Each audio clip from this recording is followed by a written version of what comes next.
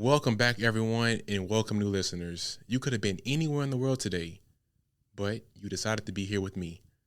I'm your host, Daidrien Johnson, and today I have my co-host, Carla Dirden, on the Day to Day with Daidrien podcast, where real talk meets real life. Today's going to be a little bit different. Today's going to be about me and a book that I wrote a while ago called Beyond the Surface, Daidrien's Enigma.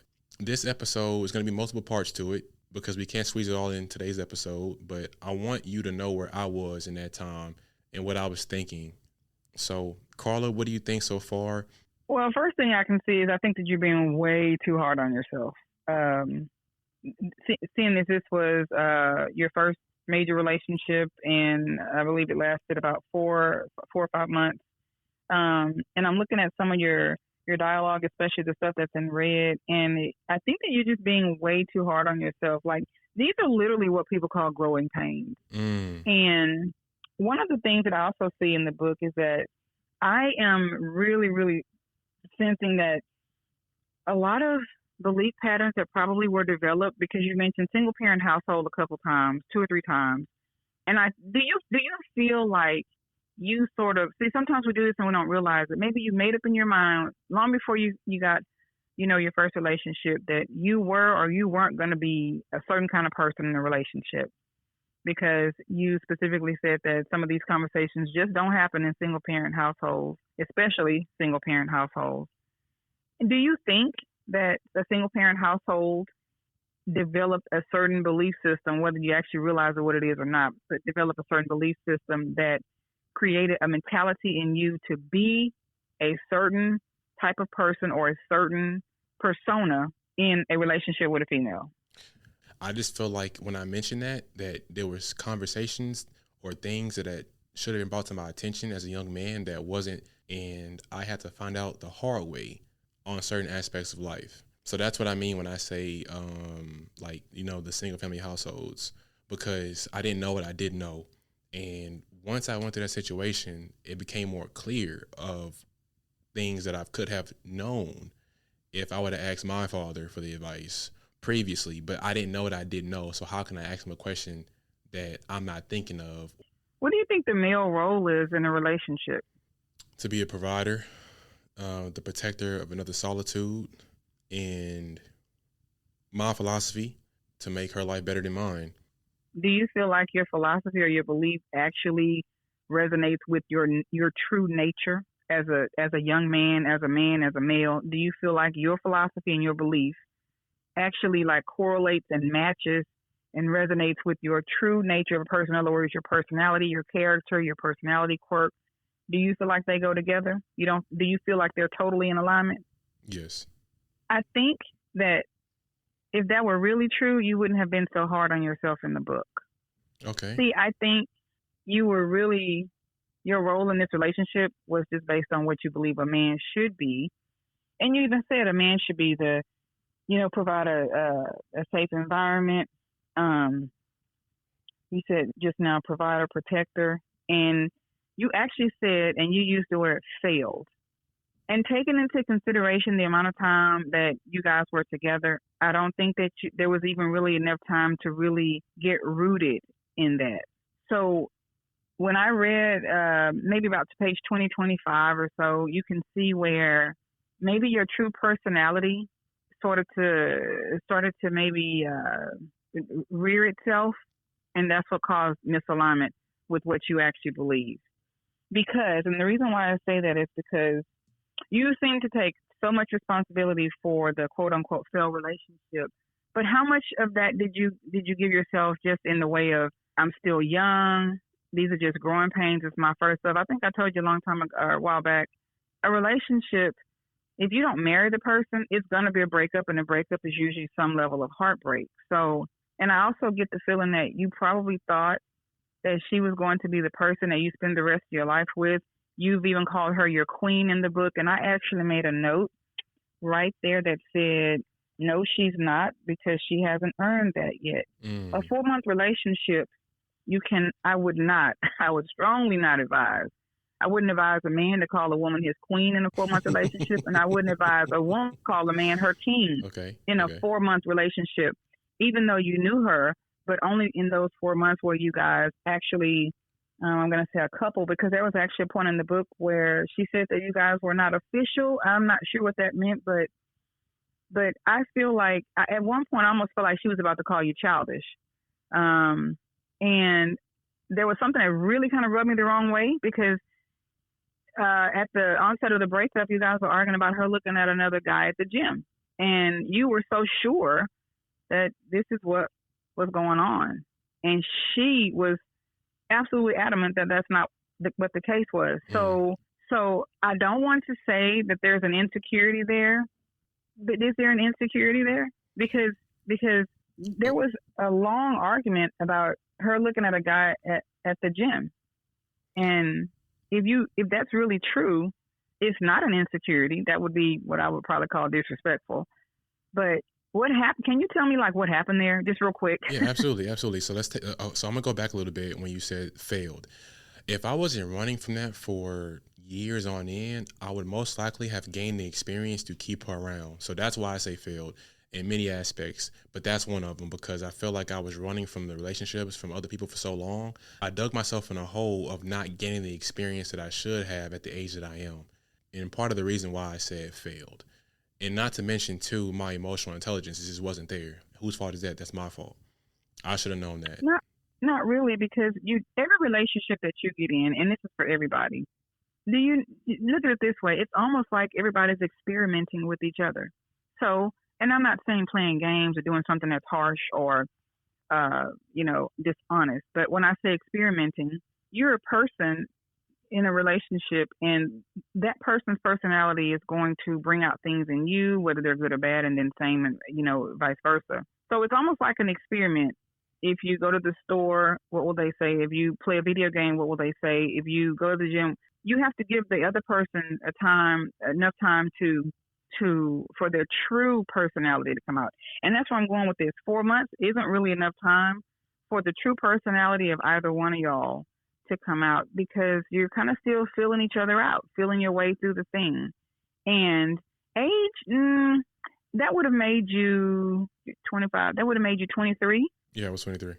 Okay, so that's a good enough age to be in a faithful, monogamous, fruitful, growing relationship, between two people.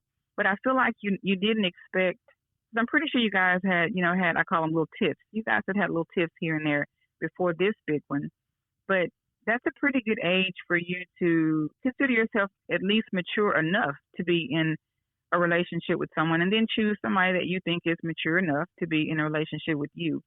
But the reason why I don't think you should say failed is because there's parts of you that you were going to get to know in this first relationship that you didn't know before. Do you agree with that? I agree. Okay.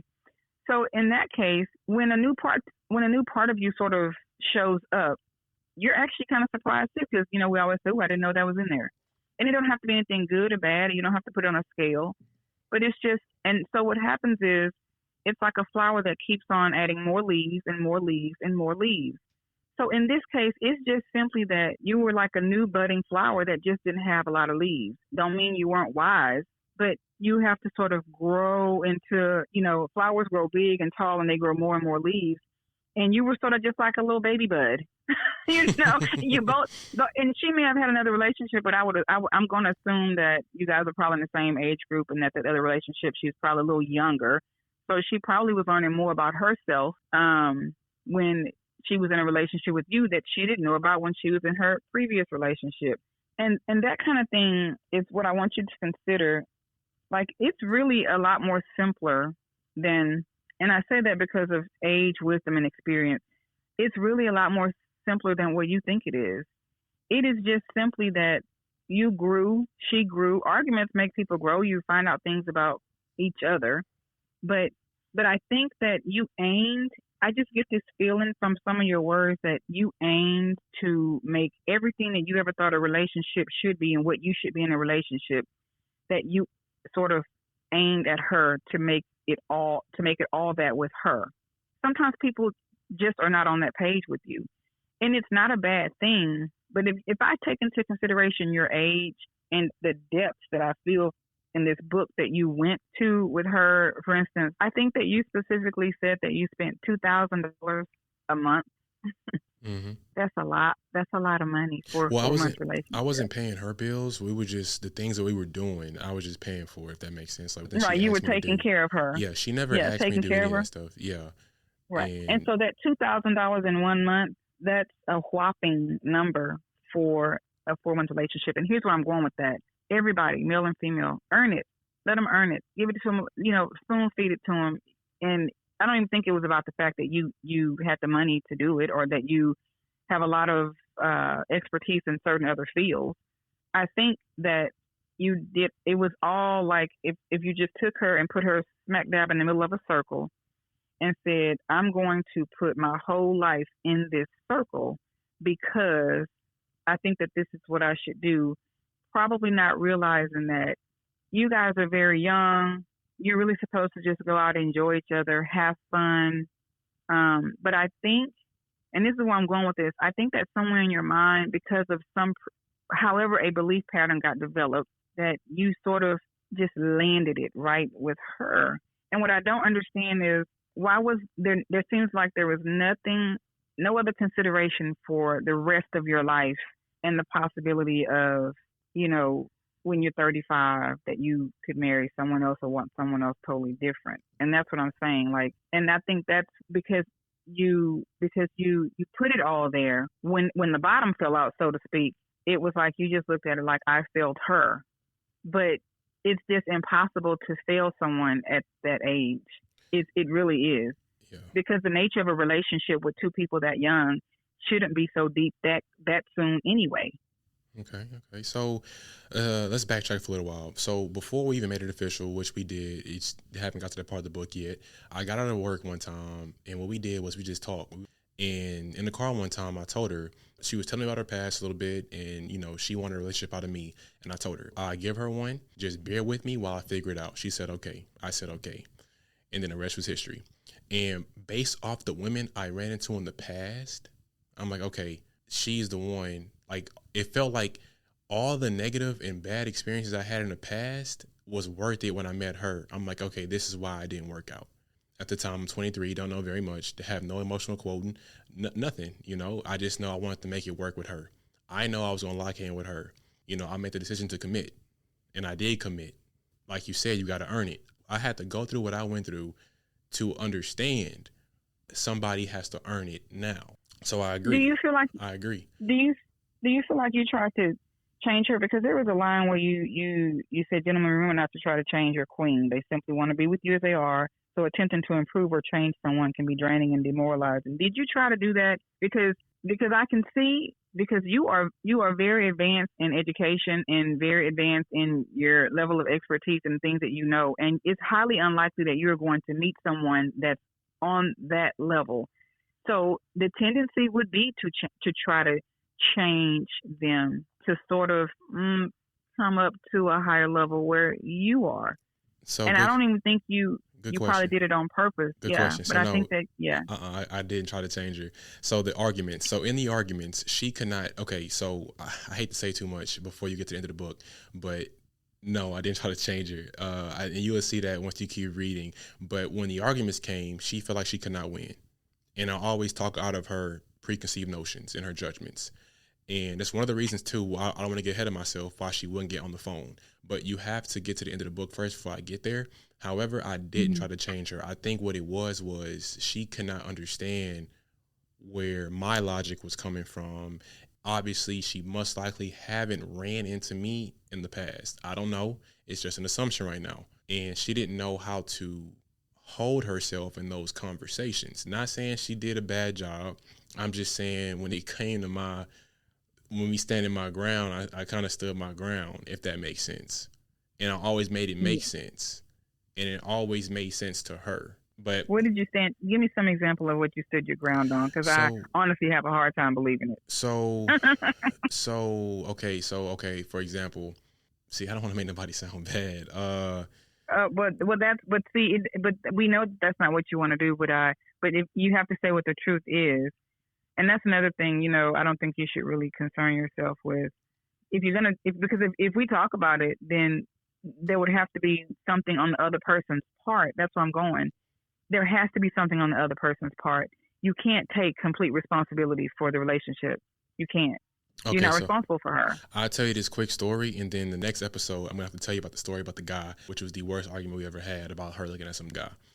So one time at the very beginning of the relationship, I was accused of liking her friend, and she believed that I liked her friend, but the timelines didn't add up. And I showed her the timelines of 2021 and where we were in 2023. She wasn't even back in Houston yet.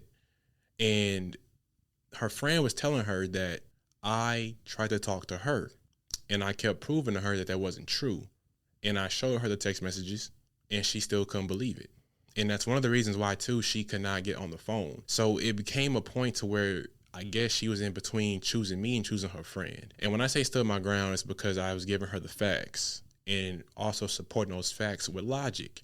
And I wasn't budging on that. And this came up throughout the entire relationship.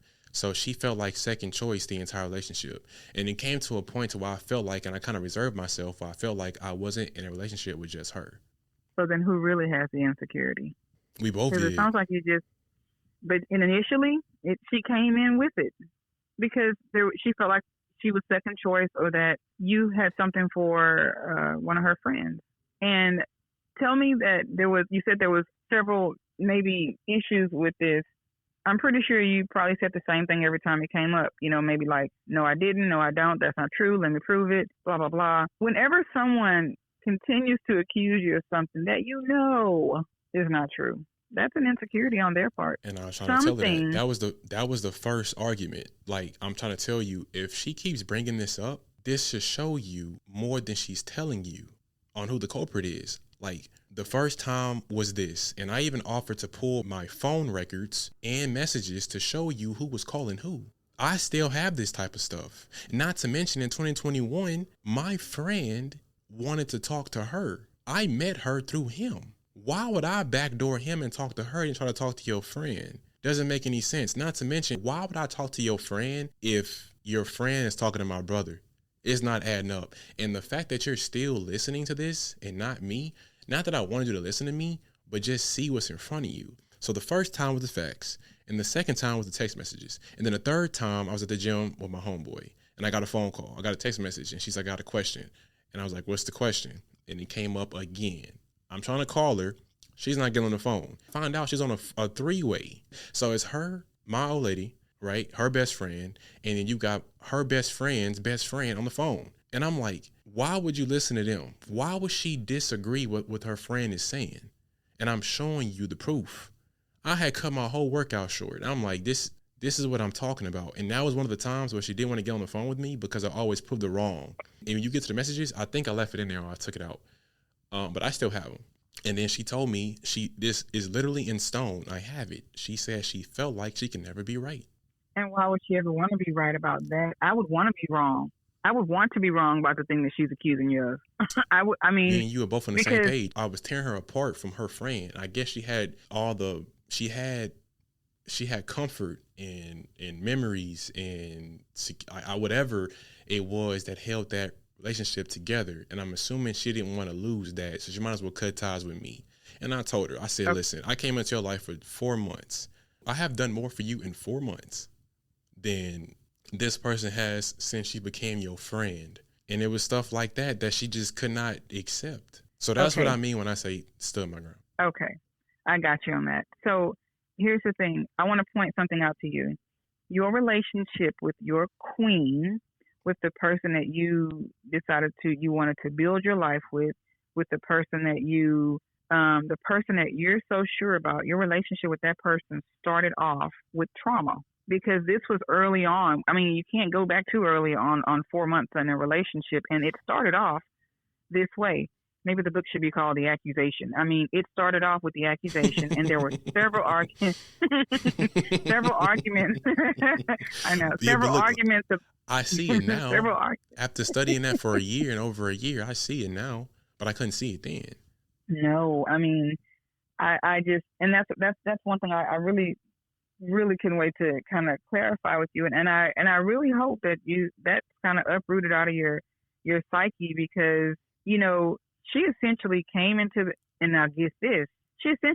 relationship with a wound that you had nothing to do with, and that wound was the groundwork for y'all's relationship, and probably because she had a previous relationship, and look at the situations that she ended up putting you in, and that's why I said, are you sure that you didn't, try to? Because sometimes we can believe in something so much that even though it's draining us from behind, in other words, you're going forward, but you're bleeding out the back.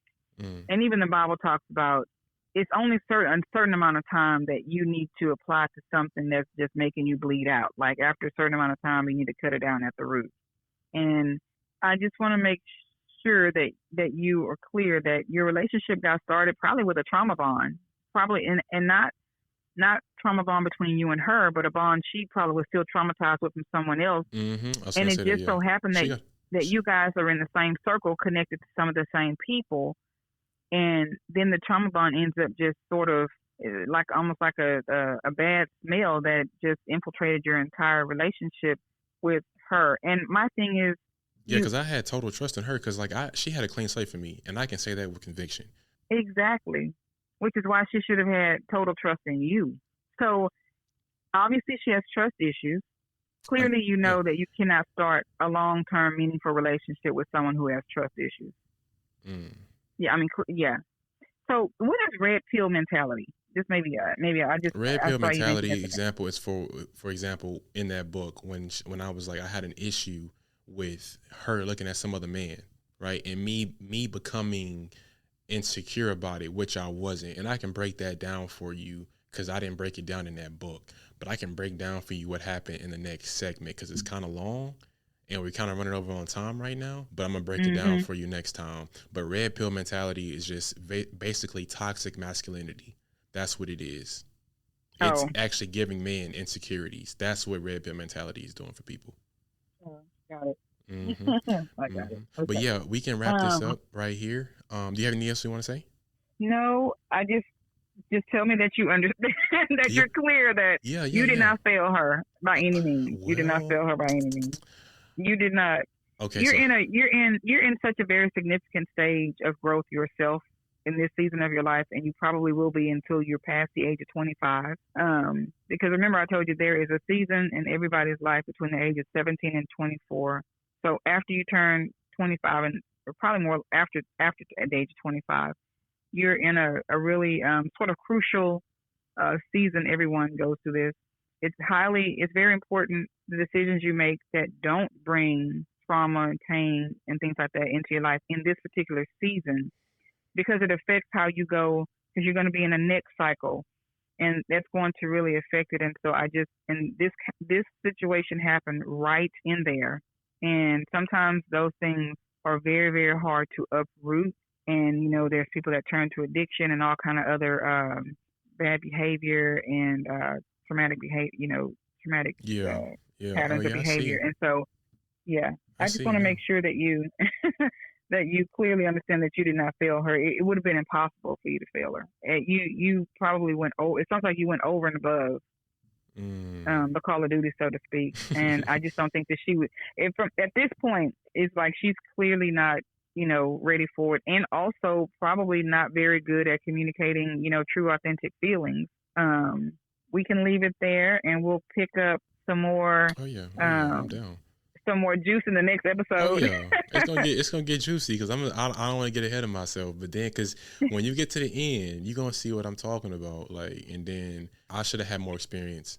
That's me, but I have to come out of that, and I don't think I will because how much I was running from it. And if I would have had the experience, then I would have seen a lot more sooner. That's what the next 25 years is for. That's exactly what I've been telling you. Also, that's what the next 25 years is for. I'm 25 now, so my neocortex is going to be fully developed. So it's really going to be up with this information. Okay. So we can wrap it up here, and we can pick this up this weekend. But if you guys enjoyed this, or if you guys want to be included in the conversation, I will attach the book in the description below for you guys to check it out. But other than that, you guys have a great day, and I will see you guys in the next episode. Bye.